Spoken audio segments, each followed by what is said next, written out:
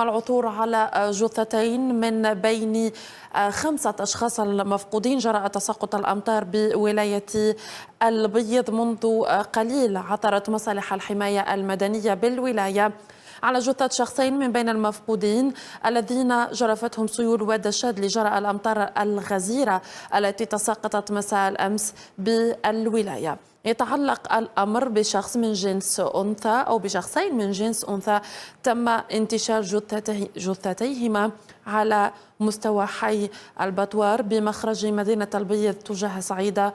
هذا وتتواصل عملية البحث عن المفقودين الآخرين وهم 3 أشخاص. في آخر خبر، إذن مصالح الحماية المدنية بولاية البيض تعثر منذ قليل على جثة شخصين من المفقودين الذين جرفتهم سيول وادي الشاذلي جراء الأمطار الغزيرة التي تساقطت مساء أمس السبت بالولاية. يتعلق الأمر بشخصين من جنس أنثى تم انتشال جثتيهما على مستوى حي البتوار بمخرج مدينة البيض، فيما تتواصل عملية البحث عن المفقودين الآخرين. إنا لله وإنا إليه راجعون.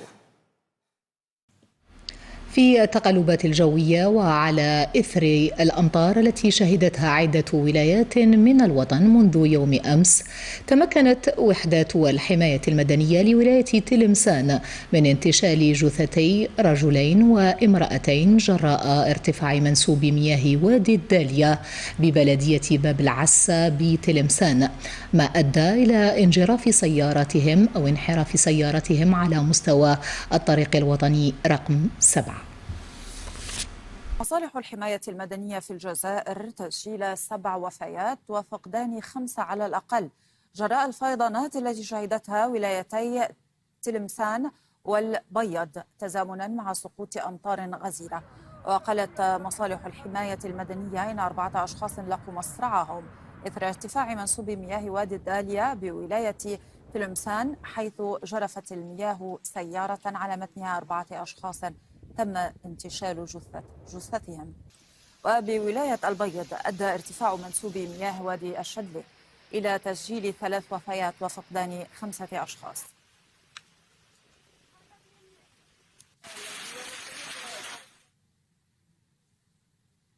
من الجزائر تنضم إلينا مراسلتنا جاهدة رمضاني. أهلا بك جاهدة. تبدو الصورة مقلقة في مناطق الشمال الغربي، دعينا في تفاصيل ما يجري خاصة عمليات وجهود الإنقاذ.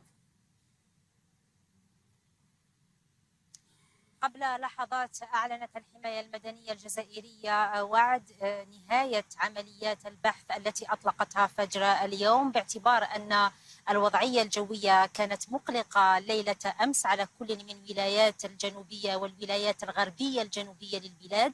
نتحدث عن ولاية تلمسان، هذه الولاية التي تبعد عن العاصمة بحوالي 400 كيلومتر، وهي ولاية حدودية تقع غربي الجزائر بمحاذاتها ولاية البيض، هذه الولاية أيضا الجنوبية الغربية. أعلنت الحماية المدنية كما قلت عن نهاية عمليات البحث، تم انتشال 8 جثث لحد اللحظة، وبالتالي نحن أمام 8 وفيات أعلنتها الحماية المدنية الجزائرية مع تسجيل إنقاذ عدد من الأشخاص. هذا من جهة. من جهة ثانية، أكدت الحماية المدنية أن هذا الأمر كان تبعا لنشرية جوية خاصة أطلقتها المصالح الأرصاد الجوية أمس، تتحدث عن سقوط أمطار رعدية وغزيرة جدا على هذه الولايات الغربية. وأكدت مصالح الحماية أن حالة التأهب القصوى قد رفعت تزامنا مع هذه النشرية. إذن عملية الإنقاذ أو الحماية المدنية تتحدث أن عملية انتشال الجثث تمت صبيحة اليوم لمركبتين، واحدة في ولاية تلمسان كان على متنها 4 أشخاص، وأخرى أيضا في ولاية البيض كان على متنها 5 أشخاص، ليتبين بعد ذلك أن الطفل لم يكن داخل هذه المركبة، وإنما هناك 4 أشخاص تم انتشال جثثهم. تقول الحماية المدنية أن هذه الوفيات ناتجة عن محاولة لعبور الواد، ما أدى إلى ذهاب السيارة ضمن هذا الواد. وقالت أن العملية كانت خطيرة، كان هناك عبور للواد في محاولة خطيرة جدا، باعتبار أن السيول جرفت معها الأوحال، ما أدى إلى صعوبة مرور أي مركبة، وتؤكد الحماية أن أي مركبة كانت ستمر على هذه السيول كانت السيول ستجرفها، وبالتالي كانت عملية إنقاذ الجثث صعبة، ربما تم الإفصاح عنها فقط في الساعات الأولى من صبيحة هذا اليوم. أشير أن التقلبات الجوية في الجزائر مستمرة منذ نهاية أوت المنصرم مع بداية هذا الشهر، بداية سبتمبر. اليوم في العاصمة وولاية تيزي وزو وولاية بومبرداس، وهي ولايات متاخبة للجزائر العاصمة حيث أتواجد، تم رفع حالة الحذر القصوى باعتبار أن الحرارة شديدة اليوم تقارب 43 درجة، فيما أيضا تم الحديث عن احتمال سقوط أمطار رعدية في الساعات القليلة المقبلة. شكرا لك جيدة رمضاني، كنت معنا من الجزائر.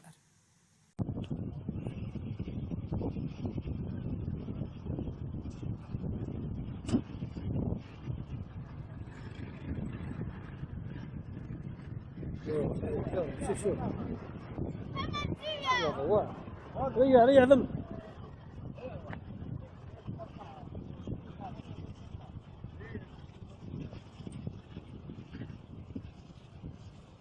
قدر هذي يا سبحانك يا رب. صورها طالعة في الصور.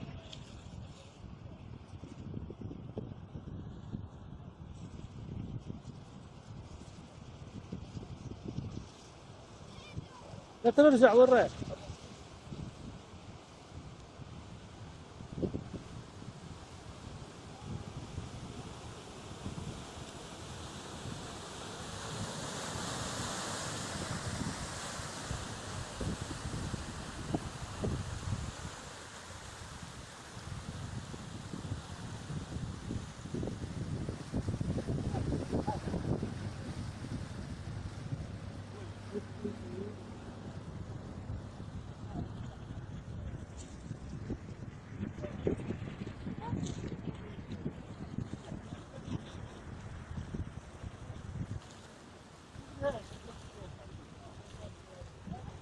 بده يطلع من هنا تعرف.